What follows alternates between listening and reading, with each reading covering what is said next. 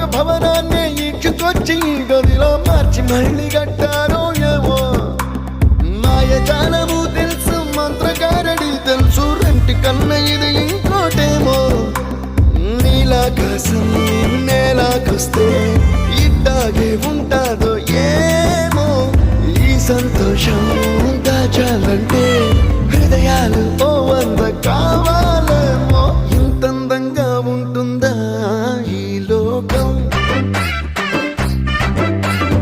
ఇన్నాళ్ళు ఈ మనసుకి తెలియాలేదే పాపం